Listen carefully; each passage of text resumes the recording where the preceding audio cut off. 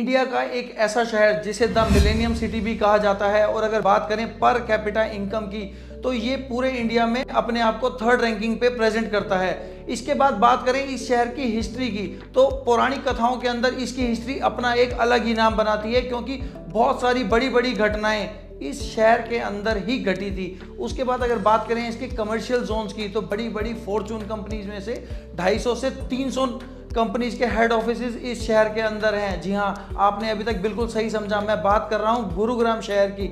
लेकिन इतना डेवलप होने के बाद, इतना ज़्यादा रेवेन्यू जनरेट करने के बाद भी इस शहर को आर्किटेक्चर कोर्सेज के अंदर एक लेसन के रूप में क्यों पढ़ाया जाता है? इतनी लग्जरियस और सोशल डेवलपमेंट होने के बावजूद भी यहाँ के लोग डेली कुछ ऐसे चैलेंजेस का सामना करते हैं जिसे आप सबके सामने एक लेसन के रूप में दिखाया जाता है। तो आज हम जानेंगे गुरुग्राम की असली समस्याओं के बारे में, गुरुग्राम की हिस्ट्री क्या थी और अब डेवलप होने के बाद इसमें मेजर कौन कौन सी समस्याएं सबके सामने आ रही हैं। वीडियो को लास्ट तक जरूर देखना। मेरा नाम है डिम्पी पहूजा और आज मैं बताने वाला हूं अपने शहर गुरुग्राम के बारे में। गुरुग्राम की समस्याएं जानने से पहले आइए जानते हैं इस शहर की अमेजिंग हिस्ट्री के बारे में।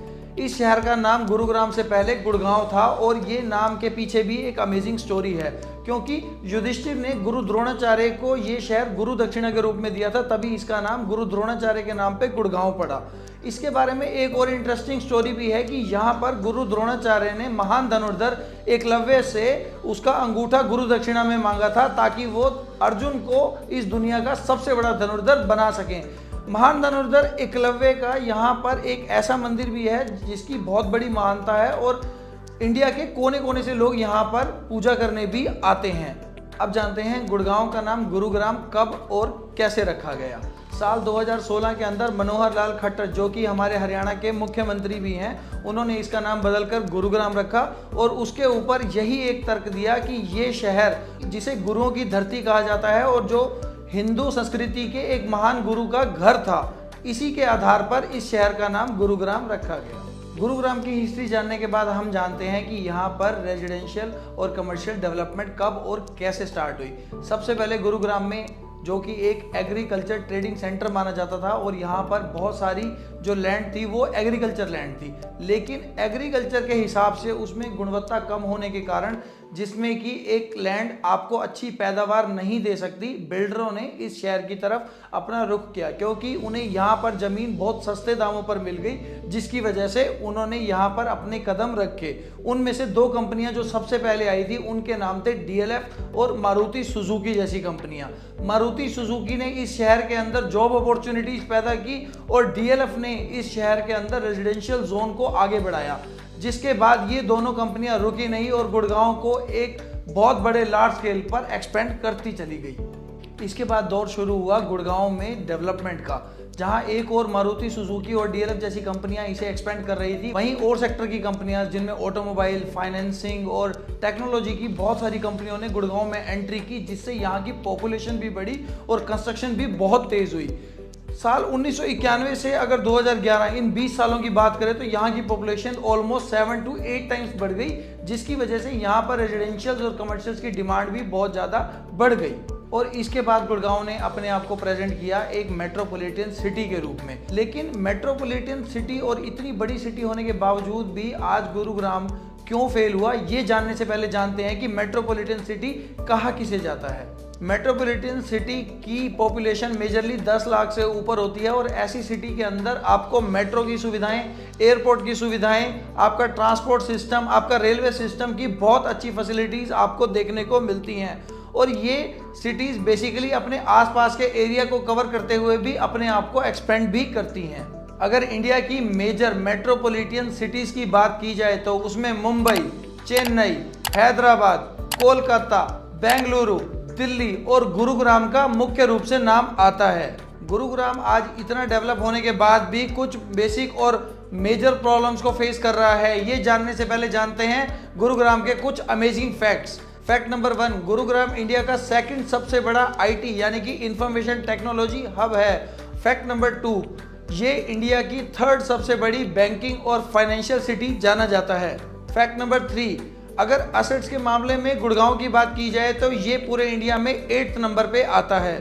फैक्ट नंबर 4, गुरुग्राम इंडिया की मेडिकल टूरिज्म इंडस्ट्री का भी एक बहुत बड़ा हिस्सा है। यहाँ पर मेडिसिटी, मेदांता और फोर्टिस जैसे बड़े बड़े हॉस्पिटल्स हैं। फैक्ट नंबर 5, गुरुग्राम हजारों लाखों स्टार्टअप्स का भी घर है। अब हम बात करते हैं गुरुग्राम की प्रॉब्लम्स के बारे में। इतना डेवलप होने के बाद और द मिलेनियम सिटी कहलाने के बाद भी यहाँ के लोग लग्जरियस लाइफ के साथ साथ बहुत सारी मेजर प्रॉब्लम्स का भी सामना कर रहे हैं। उसमें पहले नंबर पे प्रॉब्लम आती है इसका सिविल इंफ्रास्ट्रक्चर। सिविल इंफ्रास्ट्रक्चर की प्रॉब्लम के अंदर बेसिकली 3 मेजर प्रॉब्लम्स आती हैं, जिनमें पहली प्रॉब्लम है गुरुग्राम की transport and connectivity, second number पे आती है इसकी इलेक्ट्रिसिटी प्रॉब्लम और थर्ड नंबर पे आती है इसकी वाटर से रिलेटेड सभी प्रॉब्लम्स।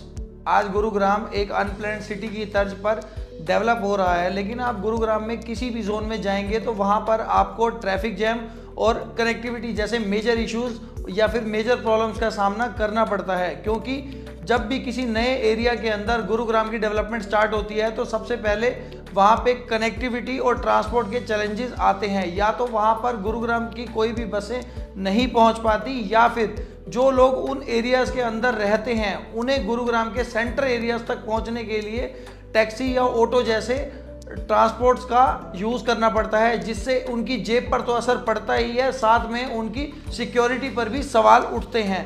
ये मेजर एरियाज़ गुरुग्राम के अंदर द्वारका एक्सप्रेसवे और न्यू गुड़गांव जैसे एरियाज़ में देखने को मिलते हैं, जहां के लोग लगातार हमें कॉल्स करके ऐसी चैलेंजेस के बारे में बताते रहते हैं। सेकंड जो थॉट आता है वो है इसके ट्रांसपोर्ट सिस्टम का रैपिड मेट्रो जैसा भाग, जिसकी राइडरशिप की बात करें तो 2013 में जब ये स्टार्ट हुई थी तो गवर्नमेंट ने एक एवरेज अनुमान लगाया था कि 1 लाख लोगों की एवरेज राइडरशिप इस मेट्रो के अंदर रहेगी, लेकिन उसके कुछ टाइम तक भी ये राइडरशिप सिर्फ 30 से 35 हज़ार पर्सन तक ही पहुंची।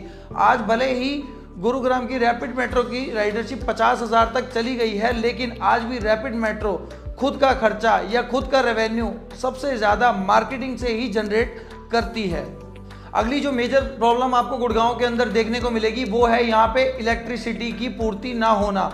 अगर हम अंडर डेवलपमेंट या ओल्ड एरियाज़ की गुड़गांव की बात करें तो वहाँ पे इलेक्ट्रिसिटी के लंबे लंबे कट लगते हैं, और जो भी अंडर डेवलप्ड एरिया हैं वहाँ पर जो भी हाई राइजेज या नई प्रॉपर्टीज़ आपको बिल्डर दे रहे हैं उनमें इलेक्ट्रिसिटी बिल्डर आपको अपने डीजी सेट पे प्रोवाइड कराते हैं, जिसका बिल्डर आपसे एक मोटा चार्ज भी वसूल करते हैं। ओवरऑल अगर मैं बात करूं गुड़गांव की तो गुड़गांव के अंदर 9000 मेगावाट बिजली की ज़रूरत होती है, जबकि गुड़गांव में आपको 1500 से 2000 मेगावाट बिजली की आपूर्ति कम होती है। इसकी वजह से गर्मियों में ये इलेक्ट्रिसिटी का संकट और भी बढ़ जाता है। अब बात करते हैं गुड़गांव की अगली मेजर प्रॉब्लम जो कि पानी की प्रॉब्लम है। गुड़गांव में आज लगभग 20 से 30 लाख लोग रहते हैं जिन्हें रोज 680 मिलियन लीटर पानी की ज़रूरत होती है, लेकिन हुड्डा जो कि इन सभी लोगों को पानी मुहैया कराता है, इनकी सप्लाई सिर्फ 570 मिलियन लीटर की ही दे पाता है। गुड़गांव में अपना कोई वाटर रिसोयर नहीं है, इसकी वजह से यमुना नदी से 2 नहरें काटी गई गुड़गांव में पानी सप्लाई करने के लिए। और आपको ये जानकर भी हैरानी होगी कि गुड़गांव में समर सीवर लगाने की भी परमिशन गवर्नमेंट नहीं देती है। इसका सबसे बड़ा नुकसान जो अंडर डेवलप्ड एरिया हैं वहाँ पर होता है, जहाँ पर आज बड़े बड़े डेवलपर्स अपनी सोसाइटीज़ लेकर तो आ गए हैं, लेकिन उसके अंदर लोगों को पीने का पानी भी मुहैया नहीं करा पा रहे हैं, और अगर कराते हैं तो वो पानी उन्हें टैंकर से मंगाना पड़ता है। इसके 2 भारी नुकसान देखने को मिलते हैं। एक तो जो सोसाइटी के अंदर लोग रह रहे होते हैं उनको हेल्थ इश्यूज़ का बहुत ज़्यादा सामना करना पड़ता है, जो मैं आपको टाइम टाइम पे दिखाता रहता हूँ। सेकंड, बिल्डर के ऊपर भी इसका एक फाइनेंशियल बर्डन पड़ता है, क्योंकि टैंकर की कॉस्टिंग नॉर्मल जो पानी हमें सरकार से मिलता है उससे कहीं ज़्यादा होती है। अब बात करते हैं गुड़गांव में ड्रेनेज सिस्टम और वाटर लॉगिंग की। आप गुड़गांव में बारिश के समय पर देखते हैं कि जगह जगह पानी भर जाता है। गुड़गांव में 100 से भी ज़्यादा ऐसे पॉइंट्स चिन्हित किए गए हैं जहां पर रेगुलर या फिर बारिश होते ही पानी जमा हो जाता है। लेकिन आपको ये जानकर भी हैरानी होगी कि गुड़गांव में वाटर ड्रेनेज का लगभग 150 किलोमीटर का एरिया है, जिसे गवर्नमेंट को टाइम टाइम पर साफ़ तो करना होता है, लेकिन किसी न किसी वजह से वो साफ़ नहीं हो पाता, जिसकी वजह से गुड़गांव में आपको ये समस्या देखने को मिलती है। अगर ओवरऑल गुड़गांव की बात करें तो जो इसके अरावली वाले सेक्टर्स हैं वो एरिया, और जो वहाँ से दिल्ली की तरफ जो एरिया है वो एरिया धीरे धीरे पैरेलली नीचे होता जाता है, जिससे कि पानी अरावली वाले एरिया से बहकर दिल्ली वाले एरियाज तक नीचे की तरफ जाता है। अगर इन दोनों एरियाज में मेजरली डिफरेंस की बात करें तो अरावली वाला एरिया अप्रॉक्स 90 से 100 मीटर ऊंचाई पर और दिल्ली वाला एरिया 90 से 100 मीटर निचाई पर बताया जाता है, क्योंकि बेसिकली पानी जब भी आएगा तो ऊपर से नीचे की तरफ आएगा। तो जब वो नीचे आता है तो मुझे लगता है बीच में ऐसे एरियाज पर पानी बहुत ज़्यादा इकट्ठा हो जाता है। यही रीज़न है, आप किसी भी रियल एस्टेट एक्सपर्ट से बात करोगे तो आपको वो द्वारका एक्सप्रेसवे जैसे एरियाज पर पानी या वाटर लेवल जैसी समस्याएं आपको बताते हैं। आपको यह जानकर भी हैरानी होगी कि दिल्ली गुड़गांव के बॉर्डर पर जो टोल प्लाजा है वो एशिया का सबसे बड़ा टोल प्लाजा कहा जाता है। और वाटर प्रॉब्लम की वजह से ही गुड़गांव में इतना भारी जाम लग गया था, जिससे निकलने में सभी बंदों को 24 घंटे से ऊपर का टाइम लगा, जिसे गुरुग्राम के जाम से यानी कि गुरु जाम के नाम से भी सभी न्यूज चैनल पर दिखाया गया था। दोस्तों, जिस शहर में क्राउड ज़्यादा होता है उस शहर में आपको पोल्यूशन की समस्या देखने को तो मिलती ही है। और गुड़गांव में भी आज पॉपुलेशन जहां 15 लाख पहले हुआ करती थी, आज वो आपको 25 से 30 लाख पॉपुलेशन देखने को मिलती है। यही रीज़न है यहाँ पर पोल्यूशन का भी बढ़ना, क्योंकि हैवी ट्रैफिक और आपके वाटर पोल्यूशन भी इन्हीं सभी कारणों की वजह से बढ़ जाते हैं। यही रीज़न है कि गुड़गांव में हर साल आपको नवंबर दिवाली के टाइम से लेकर जनवरी फरवरी तक ग्रेप देखने को मिलता है, जिसमें कि कंस्ट्रक्शन और भी बहुत सारी मेजर एक्टिविटीज़ को टाइम पे बंद करना पड़ता है। दोस्तों, ये तो बात हुई गुड़गांव में मेजर प्रॉब्लम्स की। अब बात करते हैं इनके सॉल्यूशंस की, जिस पे गवर्नमेंट अपने पूरे जोर और पूरे दम के साथ काम कर रही है। सबसे पहले बात आती है कनेक्टिविटी की।